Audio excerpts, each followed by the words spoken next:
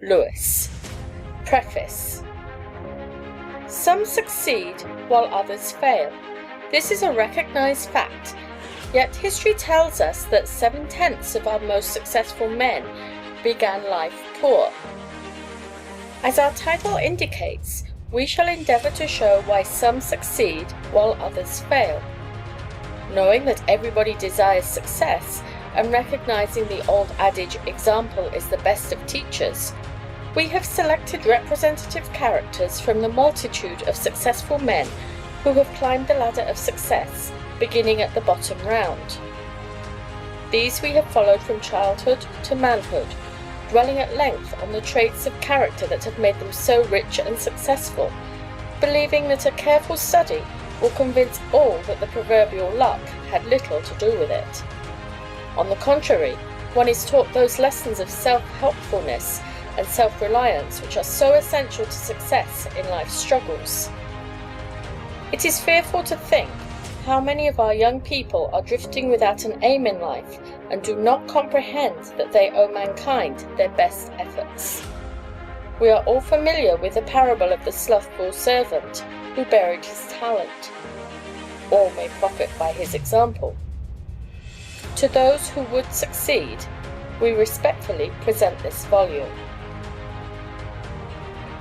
Every young man is now a sower of seed on the field of life. The bright days of youth are the seed time. Every thought of your intellect, every emotion of your heart, every word of your tongue, every principle you adopt, every act you perform is a seed, whose good or evil fruit will prove bliss or bane of your afterlife. Wise. Introduction. Dear reader, it is a grave undertaking to write a book, especially is it so in writing a treatise on success and failure, as we have attempted to do in the work we hereby present you. It is a solemn thing to give advice. Experience teaches that no one thing will please everybody, that men's censures are as various as their palates, that some are as deeply in love with vice as others are with virtue. Shall I then make myself the subject of every opinion, wise or weak? Yes, I would rather hazard the censure of some than hinder the good of others.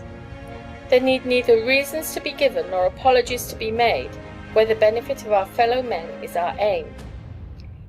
Henry Clay Trumbull says, "At no time in the world's history, probably, has there been so general an interest in biography as that which has been shown of late.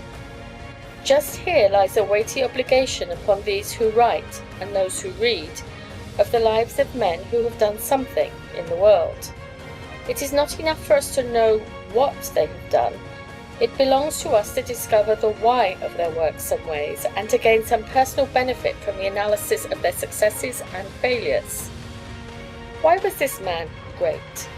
What general intentions, what special traits led him to success?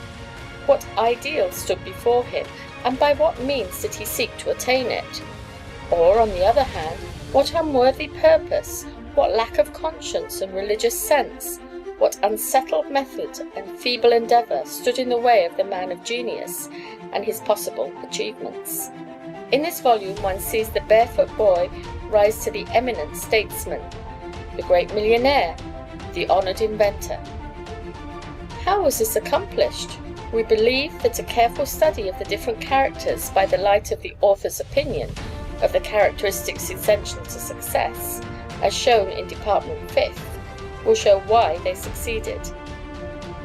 Let the reader follow each character separately from childhood to manhood, noting carefully the different changes in the career of each and the motives which actuated and brought them about. If this book shall serve to awaken dormant energies in one person who might otherwise have failed, we shall feel abundantly repaid. Doubtless there are others who are better qualified to write a treatise on such a subject.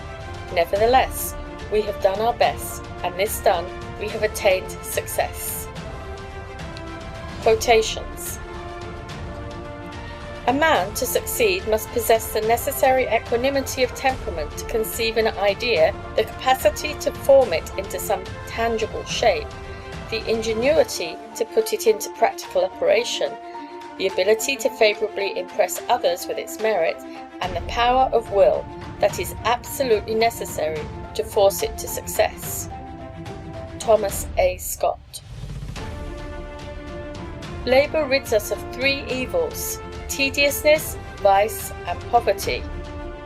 Carlyle. Never start upon an undertaking until you are sure it is practicable and ought to be done, and then let nothing stand long in the way of accomplishing that undertaking. It is better to deserve success than to have it. Few deserve it who do not attain it.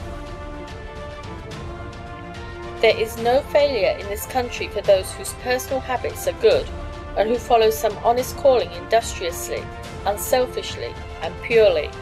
If one desires to succeed, he must pay the price: work. In order to succeed, a man must have a purpose fixed. Then let his motto be victory or death. Henry Clay. Be liberal but cautious, enterprising but careful.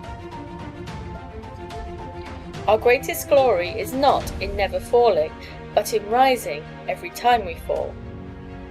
Fail? Fail? In the lexicon of youth, which fate reserves for a bright manhood, there is no such word as fail. Richelieu.